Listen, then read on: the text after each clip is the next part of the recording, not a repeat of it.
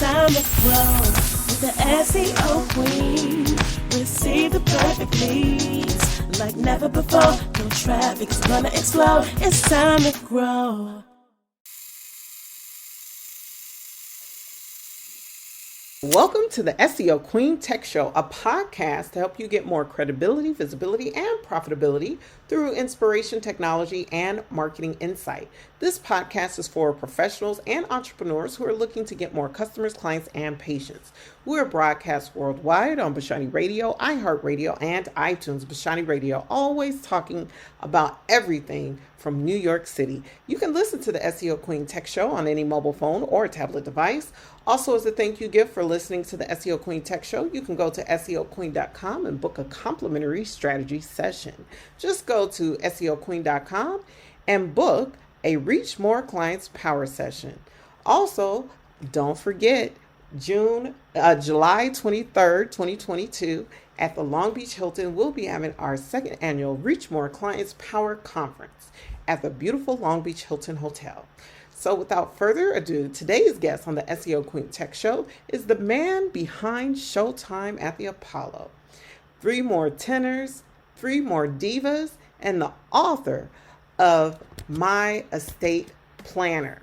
He is the guy who takes an idea to the stage. I want to introduce to some and present to others none other than Marion Caffey. How are you today?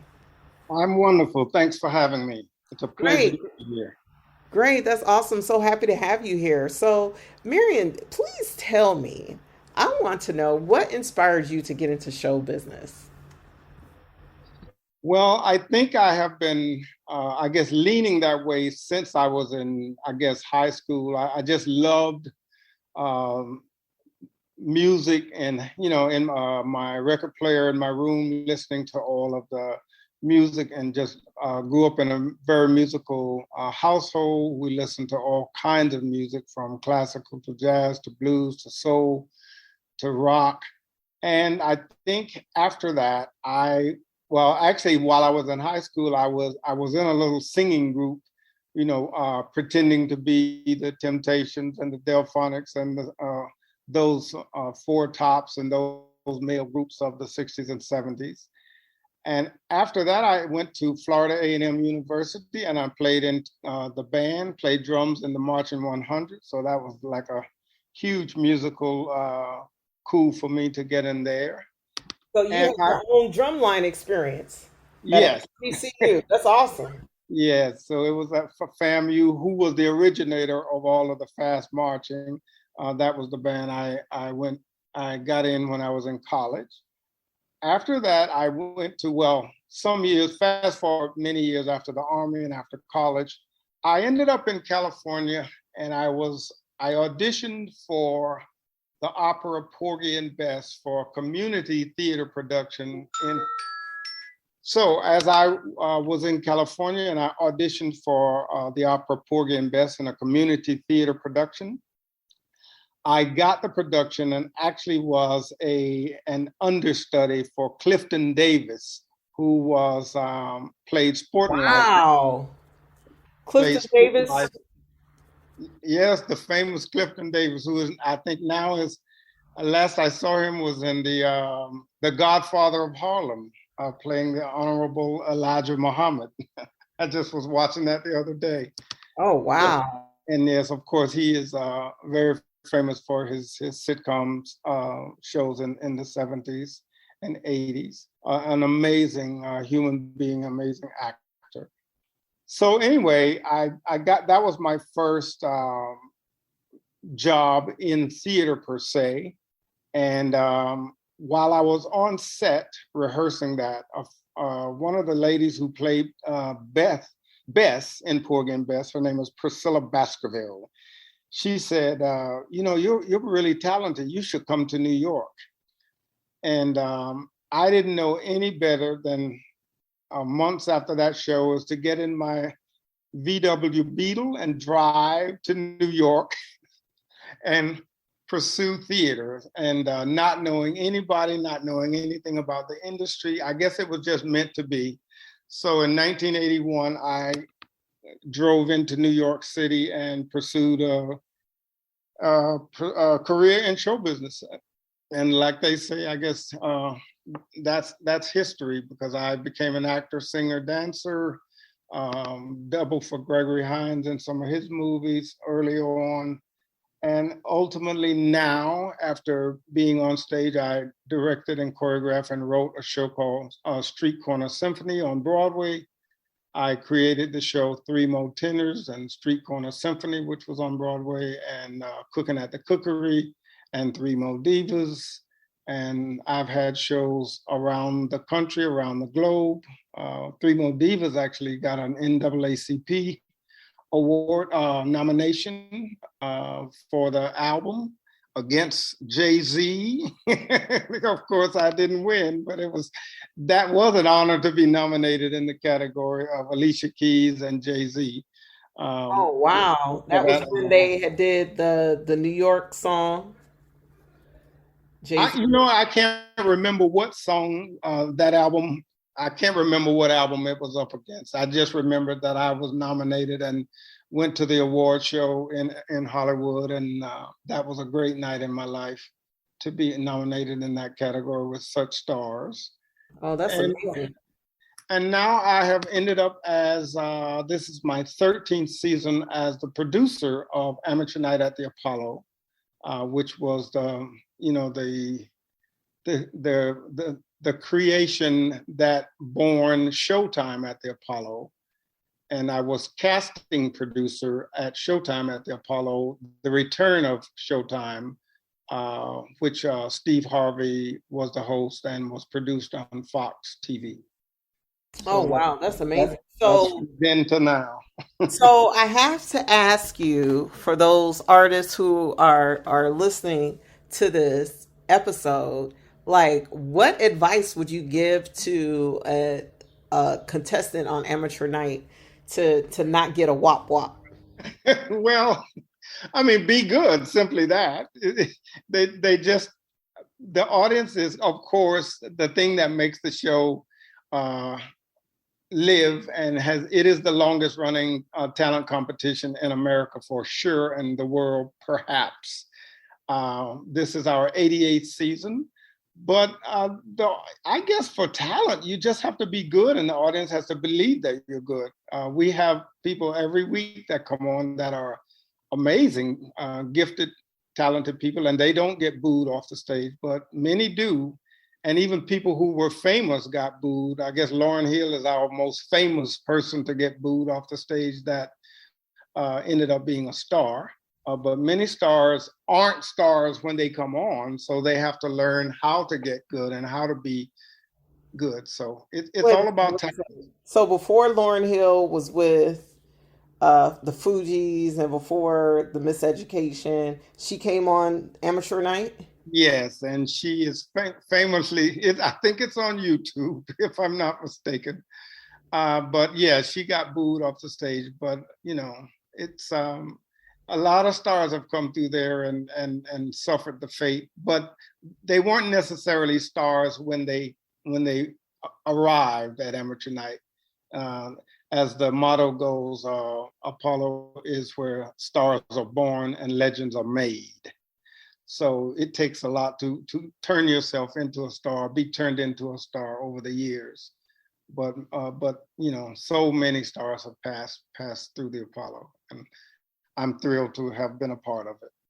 Now, give me 3 stars that you remember their performance at the Apollo.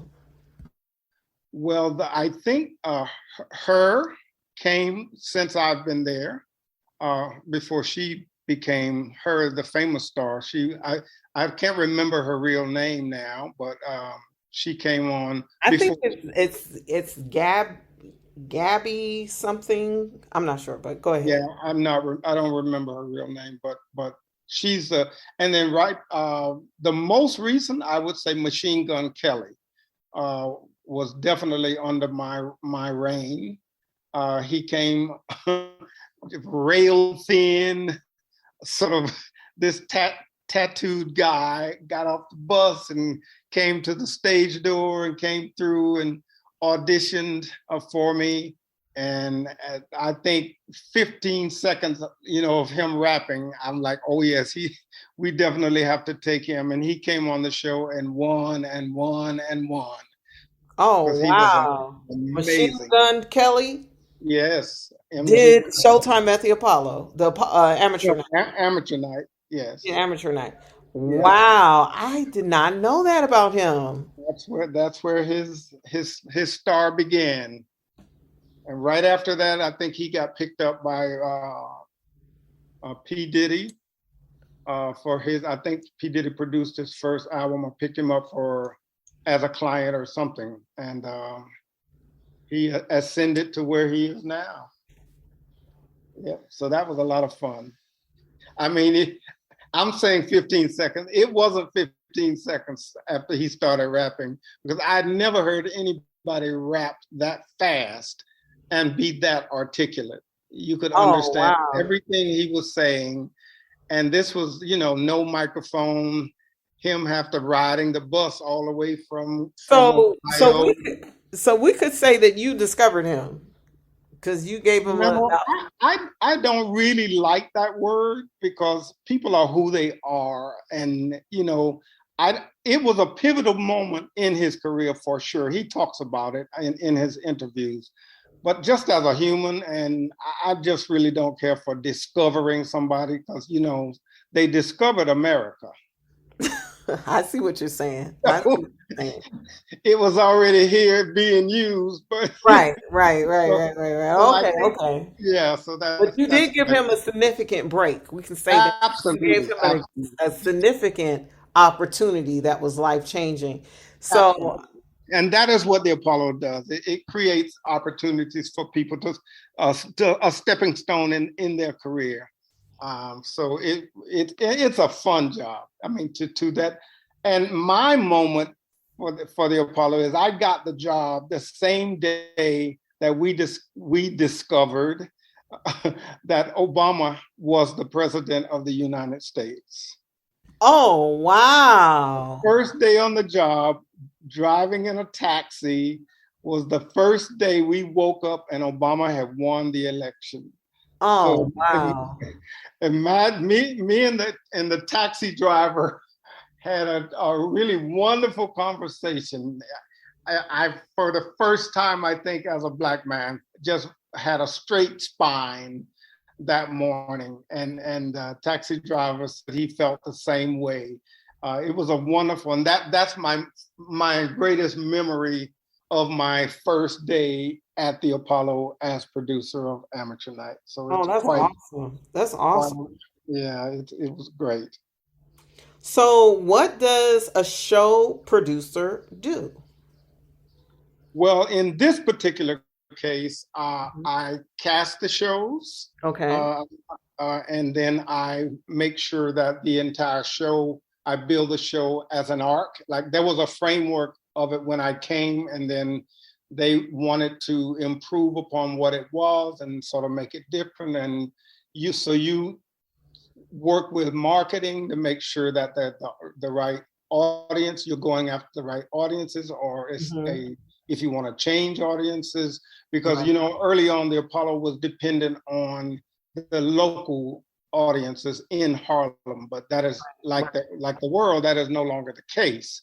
Right. And also the artists coming in there were, because that was the only place Black artists could come to perform. That was the top of the heap for most Black performers in the 50s and 60s.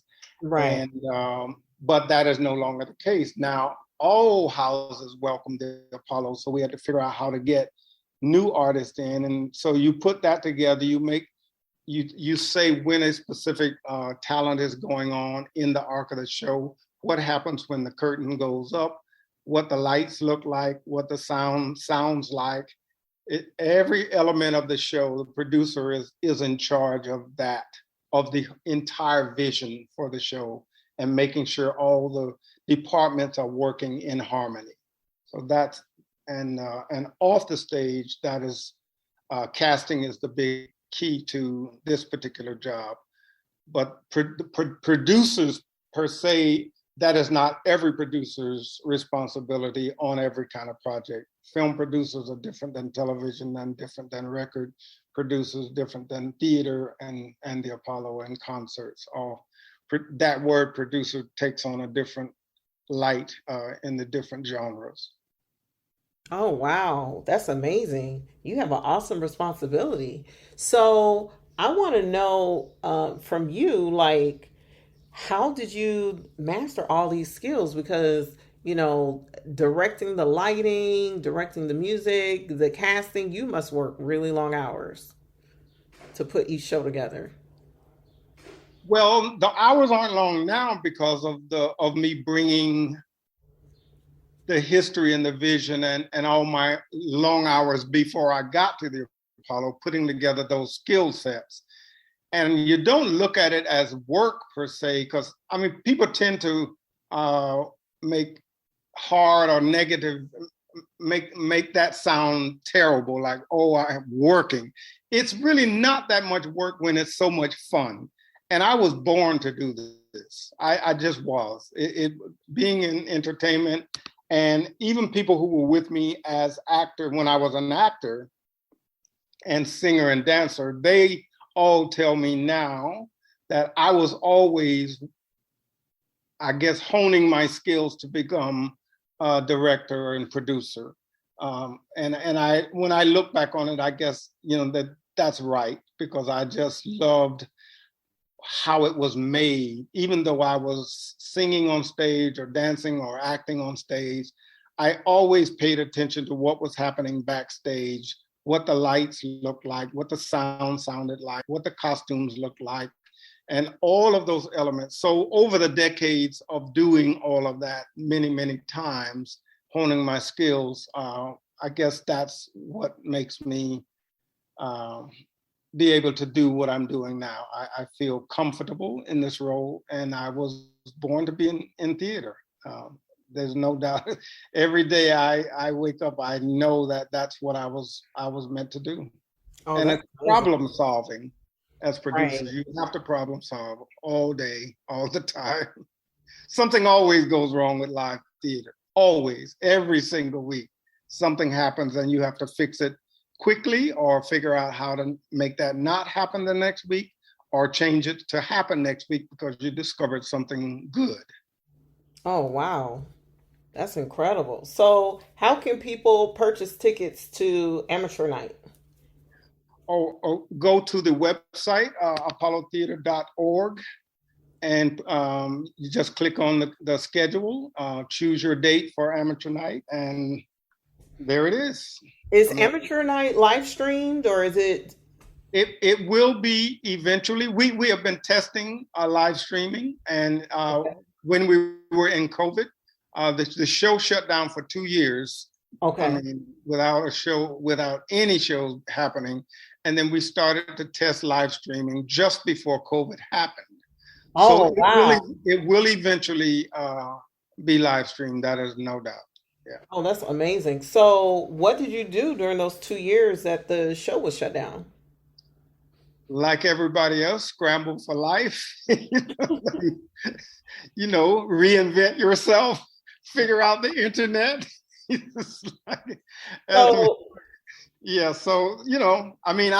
had invested well, so really that's how myself and my daughter survived. My daughter was heading to college in the middle of COVID, and we had worked a long and hard time trying to get her into college. So she, without dad having a job per se, we had to live off the investing I had done prior to that. And so that worked out well. But I don't like totally living off my investment without anything coming in. So it was a scramble, like millions and millions of other people. Yeah, I definitely understand that. So what did you end up doing? Because a little birdie told me that you became an author. Yes, well, that just came about 3-4 months ago by way of 1989. Now, how that makes sense is when my mom passed many, many years ago, I went home to Florida to take care of her business, her burial and funeral arrangements, and just cleaning up or a person's life after they passed. And I did not realize that in heading down there that I didn't know if she had a will, if she had trust, if where her documents are, did she have annuities, did she have bank accounts, what was her, well, there was no social media at the time, but what about insurance, where the insurance policy was, did she have mutual funds, who would take care of the pet, what about the mortgage and the deed? So took me a long time and actually several passings in my family to say, I have to do something about this. And I created this book called My Estate Planner, Information for My Family. And so fast forward to 3 or 4 months ago, I looked at this book, or actually my sister looked at the book and said, wow, this book is still relevant. And I said, yeah, it was a good idea back then. So I decided to refresh the book, put all new categories in, the categories that remain, that make sense, and then put new categories in. I think we are the most up-to-date estate planner on the market. We include Meta as Facebook, and that change just happened. We include a category of non-fungible tokens or NFTs. We include cryptocurrency, and that if you now have Bitcoin or Ethereum or Dogecoin, you can now put that in the book. So it's simply a record book, a comprehensive record book of information, documents, assets, and obligations, so that when somebody passes or somebody becomes incapacitated in your family, which one of those two, everybody will pass that way. Your family is not searching and scrambling and gathering up your well-lived life, and they can put it, you would have it all in one book. You don't have to share the information with anyone. You just tell somebody where the information is located. So I tell my daughter, if anything happens to me, look in a certain place in the house or in the bank, or in my attorney will have this book, and all of my information will be there. And so it'll make her a lot easier to get things done and clean up my life. And everybody, it's a tough subject, but everybody has to pass that way. And I say that loss is a win, not if reality. Wow. Loss is a win reality, not if. Not if. It's a win. When will it happen? And so it's best to be prepared. So I think this what you described to me, My Estate Planner, is a phenomenal tool for estate planning. How can people read more about it and purchase a copy today? And how much does a copy cost? Well, we have 3 versions of the planner. It's My Estate Planner, Essential Information for My Family, and it can be found on my website, which is sunshinepublicationsllc.com. That's Sunshine, then Publications with an S, LLC.com. It's also available on Walmart.com, BarnesandNoble.com, and Amazon.com, and many other online bookstores, booksellers. But the website is the easiest place. We have a $10.99 paperback version. We have a $14.79 hardcover, and we have an easy PDF download. If you don't want to deal with shipping and handling or waiting for it and you want it right now, you can download it immediately from the website. It's called My Estate ePlanner. And you can learn all about each one of those on the website, which is sunshinepublicationsllc.com. And the download is $5.49. So you can have all of them for a couple of Starbucks coffees. You can get entire life in order. And we think it's a wonderful tool for families. It simply makes life after loss a bit easier for everybody. Right, right, right. I think this is a phenomenal tool that all families should utilize to make it easier for their families. Absolutely. So I want to go back to something you said before about how you had gotten inspiration for creating this. You said you just refreshed it and brought it back to the market about 3-4 months ago.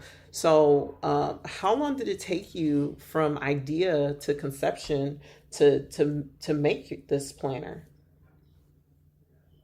Well, honestly, about 4 weeks from the first idea. That is one thing a gift that I was born with, and I give all that to God. I am one person who can take an idea from page to the stage. And once I get the idea and I get my hooks in it, it doesn't take me that long to create the vision and create the product itself. Theater, that's how I've created all the theater that I've thought about. And it just comes to me and I said, let's do this. But then, then there's the life of the practicality of turning it into a book and then figuring out the marketing and promotion and how to sell it and who needs it and all of that. But no more than 4 weeks, the original time. And this time, from when I got home from visiting my sister with this idea of refreshing it, it was within a week. I had hired the person to do the formatting for Amazon, and we were off to market within 4 weeks.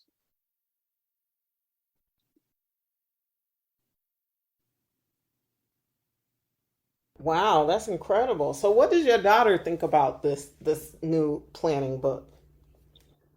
Well, she bought a copy on her own when she was in college, and she said, "Dad, I can't believe you were just talking to me about this on the phone, and now it's a real thing." So she ordered it from her dorm in Chicago, and she's proud of me as I am proud of her. But she now understands what I need to do to make her life easier when I pass or become ill or become incapacitated. She understands now, looking in this book, all the things that she would have to guess where they are. And, even my Facebook page and my Apple Watch and my phone, what all those passwords, no one knows all of these things about us, and, what Instagram page to shut down and things like that. But now that she can see it, she said, "Wow, Dad, this is a lot of information that I would not have known. I thought I knew you, but then I really didn't know. I don't know all this stuff about you." So it helps her understand what life is about from my point of view at an advanced age. So she's, as far as the book goes, she's just proud that I did it and that people are buying it. It's an exciting tool. I call proper preparation provides for a peaceful process. Oh, I like that. Say that one more time. Proper preparation provides for a peaceful process. Well, that sounds amazing. So, Marion, do you have any other final thoughts you want to leave with our audience before we end our podcast for now? Well, first, I want to thank you for having me on, and I want to encourage people to gift this to their families, gift a My Estate Planner to their families.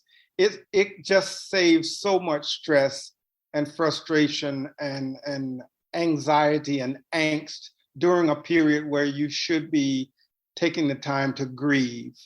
I'd say to many people, do you love Family Feud but hate your family feuding? Then you should get this planner, because families fight and argue and bicker over people's estate all the time because no one sat down and said, this should go here, this should go here, you get this, you get that, you get that. And this eliminates all of that, that process. So I just hope they will serve or gift it to their family, people who have aging parents or people who are aging. It's a wonderful tool and very affordable. And come to the Apollo every Wednesday night, any Wednesday night. That's awesome. Awesome. So, Marion, I just want to thank you for coming on the show. And you definitely have quite an amazing career. I did want to ask you about three mole tenors. Like, how did that all come about? What inspired you to produce that? Okay, that I'm visiting my mom at home in Florida. We're sitting watching television, and on comes the screen, the three tenors live at Dodger Stadium. That was the three opera stars, Carreras, Domingo, and I've forgotten the other Pavarotti, I believe. Pavarotti, right? Yes. So they were, and so they had an amazing concert. And as they were going through the concert, they sang, 98% opera throughout the evening, because that's what they do. That's where they hang their hat. But for a lark, as with tongue in cheek, they decided to sing a Broadway song and venture outside the opera genre. And I was sitting there, and when I heard them singing this Broadway song, I said, man, if they weren't stars, people might be booing them now, because they sound so stiff singing Broadway. And then the light bulb went on in my head, over my head, and I said, Mom, I know Black classically trained tenors that can sing a lot of styles of music, and it sounds like the style they're singing. These guys sing gospel, and then gospel sounds like gospel, jazz like jazz, soul like soul, blues like blues, but they're classically trained and they sing opera for a living. And I said, I think there's something here. And she said, that's a pretty good idea. And so thus was born Three Mo Tenors. I didn't know what to name the concert. I didn't want to sing three Black tenors or three Negro tenors, and I thought about Mo Better Blues, and the Mo contraction meaning more. And I thought these tenors I'm talking about are more than most tenors. And that's where the contraction came from, Mo. And using the contraction Mo, everybody would think that it was something Black to do with that title. So I created that title, Three Mo Tenors. I copyrighted it, and did the copyright and a trademark on that name. And I created the show. And within a year of that, sitting there with that idea, Three Mo Tenors was up and running. That's incredible. The thing about, well, as a musician myself, as a violinist, I can definitely, I can see the difference as I was growing up with the classically trained musicians around me versus my, musical language, Right. I'm multilingual, gospel, R&B, hip hop, classical. But, I think that comes as an outgrowth of just being Black in general, to navigate a white supremacist society. You have to be multidimensional in your understanding of people and culture.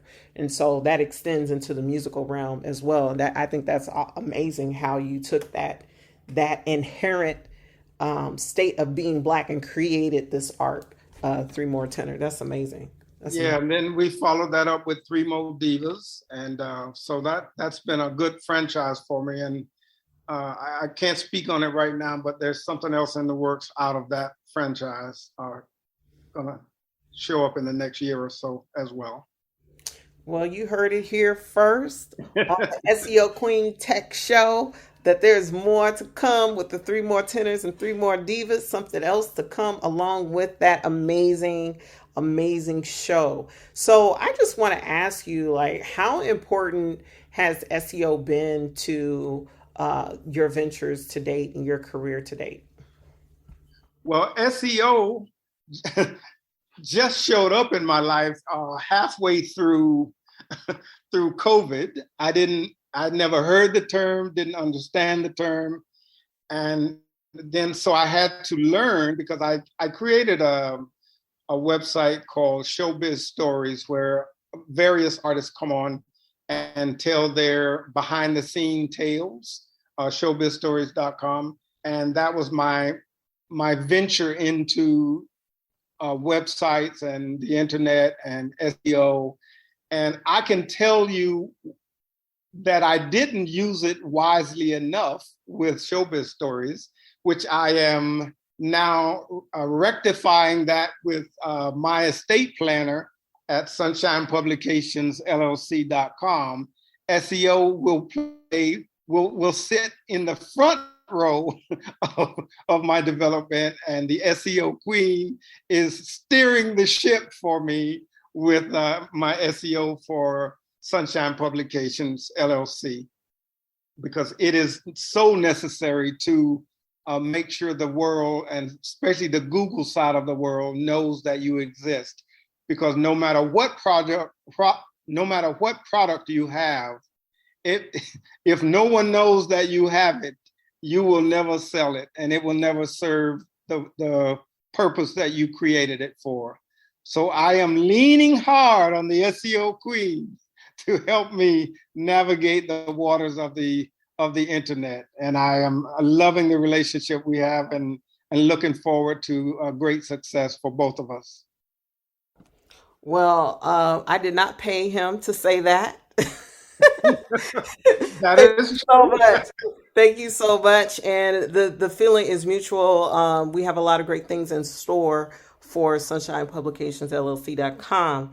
Well, this has been a great episode of the SEO Queen Tech Show. This is a podcast to help you get more credibility, visibility, and profitability through inspiration, technology, and marketing insight.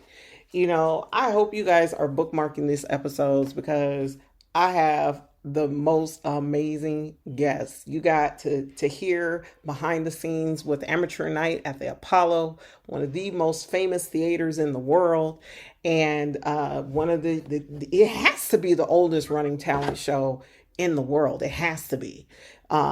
It's older than Eurovision, AGT, all of those. And, you know, this comes out of our culture. It comes out of Harlem. It comes out of New York.